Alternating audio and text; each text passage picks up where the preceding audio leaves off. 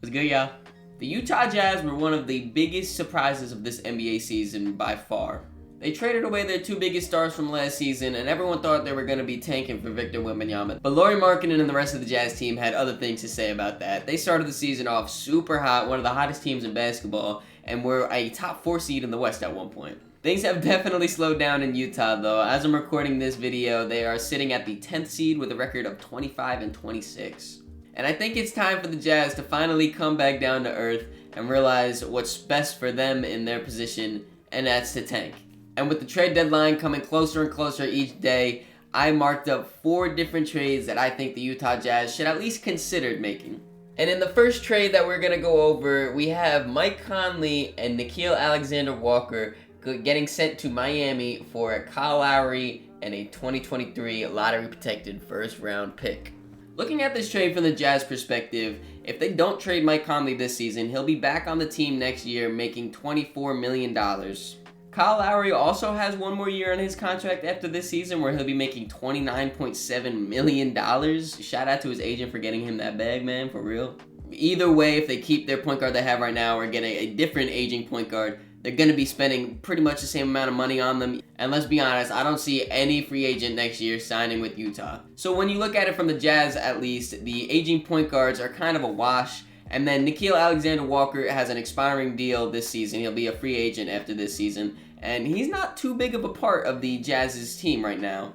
So the Heat are looking for more depth. The Jazz get a first-round pick in this trade. I think it's a win-win.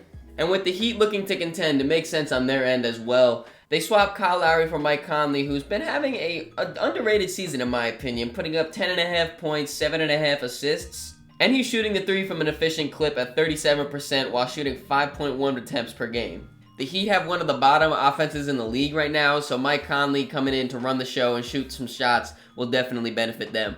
And with the Heat needing more depth, Nickeil Alexander-Walker can come in and give them some efficient offense as well. He's averaging 6.5 points, 2 rebounds, 2 assists, while shooting efficiently with 49% from the field, 40% from 3, all in just 15 minutes per game. With the Heat standing at the 6th seed, right outside the play-in, I think this is a perfect opportunity for them to bolster up a little bit on their offense. I think contractually this makes sense for the Heat looking into their future as well, because if, like I said with the Jazz, if they don't trade Kyle Lowry, they're going to be on the team next season. And with the Mike Conley swap, they save about $5 million. And then if Nickeil Alexander-Walker doesn't end up working out, he's expiring, so you could just let him walk in free agency. And they also have that lottery protection on the first-round pick that they hypothetically offered in this trade. So if things do go south and they fall into the play-in, lose a game in the play-in, and end up in the lottery, they'll still keep their pick. Now, in trade number 2, you guys know I'm a Knicks fan, so this one's near and dear to my heart. I really hope we do this in real life, I'm not going to lie. I think it would be good for both teams. As you see in this one, we have Malik Beasley heading over to the Knicks for Evan Fournier, Cam Reddish, the 2023 Detroit protected first-round pick, a 2024 Detroit second-round pick, and a 2024 Miami second-round pick. Again, starting off with the Jazz side, I think this is a very buy low, high upside trade for them.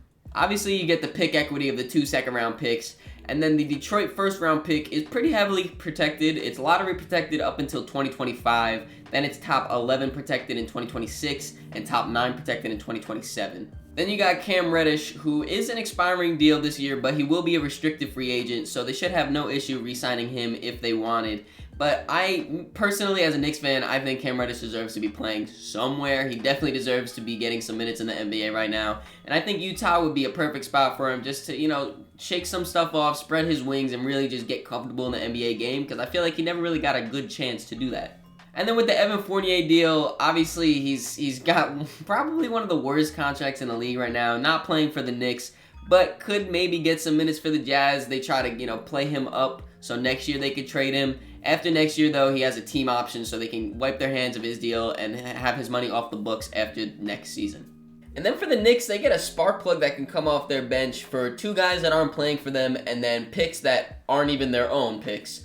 On the season, Malik is averaging 13.5 points, 3.5 rebounds, and 2 assists while shooting 40% from the field and 36% from the 3 on super high volume 8.5 threes a game. So this trade, I think, is good for the Knicks in a few different ways. First and foremost, they get rid of Evan Fournier's god-awful contract. Second off, they get a spark plug off their bench, which they've been needing a whole lot. We need offense off of our bench, And especially we need 3-point shooting. And like I just showed you guys, 8.5 threes a game is 3-point shooting. Shooting 37%, that's not bad. And lastly, they get this deal done without giving up a single pick of their own.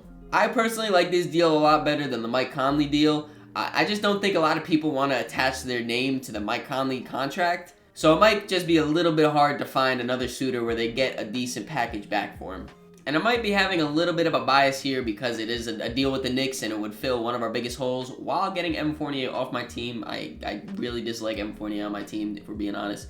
But this next trade, I think it's a sleeper trade too.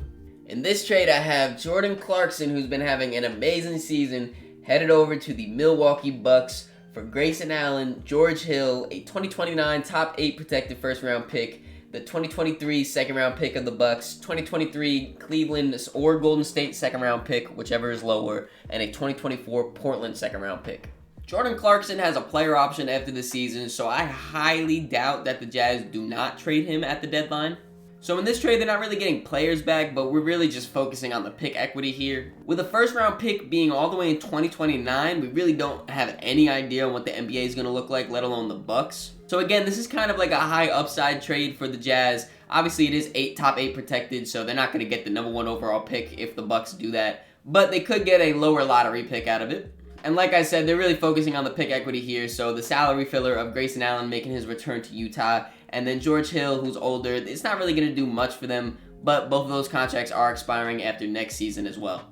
The Bucks could really use the help of Jordan Clarkson here to come off their bench for them, run the second unit with Bobby Portis a little bit. With Chris Middleton coming back from injury this season, he's been kind of struggling to get into a groove, which is understandable, so Jordan Clarkson can help take some of that offensive load off of him and take the pressure off of him a little bit. This season, Clarkson's averaging 21 points, 4 rebounds, 4 assists, on 45% from the field and 35% from 3 on 7.5 attempts.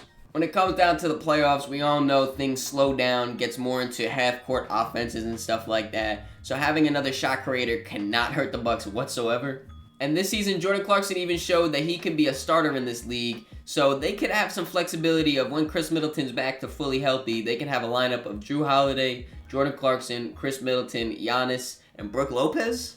I don't know, man. In the playoffs, I don't want to see that lineup. They got a little bit of everything in that, and it could be dangerous. All right, enough with the East Coast with these trades. I know you West Coast fans are probably hurting right now, and there's no trades out there. So on this one, we're going all the way to the West Coast for this final trade of the video. In this trade, we have Kelly Olynyk and Rudy Gay going over to the Los Angeles Clippers for Nick Batum, Jason Preston, a 2025 second-round pick, and a 2026 second-round pick. And again, in this trade, the Jazz are just stockpiling on a bunch of picks. They're kind of taking the Sam Presti route of this on just trying to get as many first-round picks as you can, or just picks in general as you can, and then moving from there, getting all your assets and then seeing what you can do with your team. But in this trade, they're also getting rookie point guard Jason Preston. Jason really hasn't had much shine on the Clippers. You know, they're a competing team, so there's not much room for a rookie point guard to kind of just blossom into his own. So Utah, with their tanking ability, they could just throw him out there and just let him experience the NBA floor, get some, just game experience. He's played 11 games total in his career so far. Then from the Clippers standpoint, it's been rumored that they're looking for a, quote, rangy center during the trade deadline so they can run someone else besides Rocco at small ball center when they're trying to just, space the floor out a little bit. So I think Kelly Olynyk fits that mold perfectly. He's having a very good season over there in Utah, averaging 12 points, 5 rebounds, 3 assists, shooting 50% from the field, 41% from 3 on 3.5 takes. Then Rudy Gay is not really getting too much PT over there in Utah, but with the injury history of Kawhi and Paul George, you really can't have enough wing depth for the Clippers, so having him as a veteran presence would definitely benefit the Clippers. With the Jazz just hanging into the play-in tournament on a thread right now, I think it's best for them to just blow it up real quick right before the trade deadline. No one expected them to be good, so I think they should take advantage of that and just tank, try to get their best draft pick and collect as many young talented players and as many draft picks as other teams will give you.